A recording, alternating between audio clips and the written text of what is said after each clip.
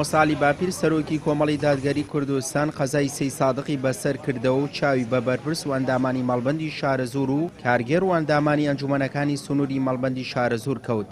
لەو دیدارانەدا سەرۆکی کۆمەڵی دادگەری لە نزیکەوە ئاگاداری بەڕێوەچوونی بانگەشەی هەڵبژاردنی لیستی کۆمەڵی دادگەری لە سنووری شارەزور بوو. هەروەک جەختیشی کردەوە بە پشتیوانی خوای گەورە و پاشان بە متمانەی دەندەران کۆمەڵی دادگەری بۆ مەڵبژاردنە مفاجایی پێیە. ومێدم وایە کە ئەم جارەکە ئێمە باشمان گوڕ لێ خواردوێتەوە و باش قۆڵمان لێ هەڵماڵیوە ئینشاڵڵا ئەنجامی باشمان بێتە دەست و ئومێد دەکەی و پێشم وایە وا دەبێ. بەڵام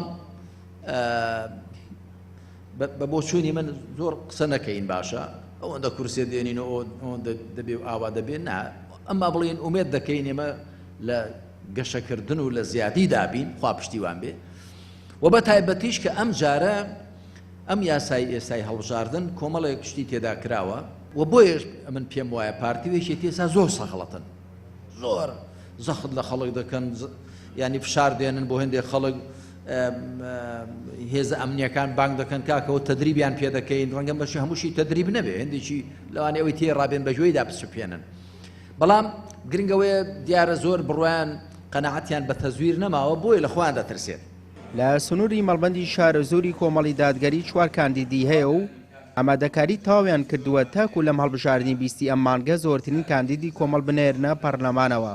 لە مەڵبەندی شارەزۆر کۆبوونەوەیەک لە چوارشێوەی هەوڵەکانمان بۆ هەڵبژاردننی خولی شەشەمی پەرلەمان گرێداوە بە ئامادەبوونی بەڕێ سەرۆکی کۆمەڵی دادگەری جەنابی مامۆستا عەلی باپیر. ئومێدمان وایە کە هەڵبژاردنێکی باشی بێتە زوین ئەنجام بدرێ.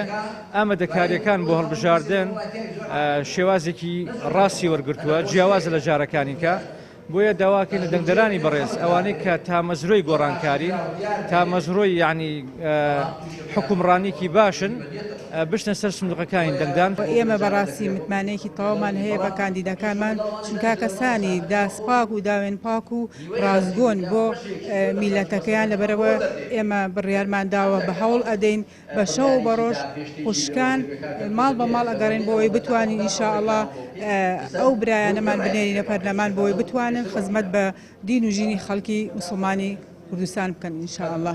کە بە گروتینەوە بەشداری لە پرۆسەی دەنگدانا بکەن چونکە کۆمەڵی دادگەری سوپاس بە خوای گەورە دەنگەکانی بەرەوسەرە چێت جەماوەری کۆمەڵی دادگەری ئینشاءڵڵا بە گروتینەوە بەشداری پرۆسەی دەنگدان بکەن لە شارەزور و شار و شارشەکانی ئەم دەڤەرەدا دەنگەکانی کۆمەڵی ئیسلامی ڕێژەیەکی بەرچاو لە بەرزبوونەوە بە خۆیانەوە بینن ئینشاءڵڵا.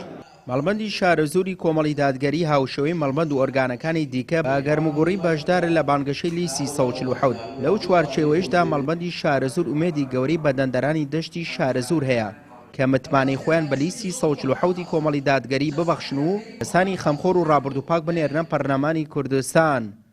سوێی محەممەد کەناڵی ئاسمانی پەیام سەید سادق.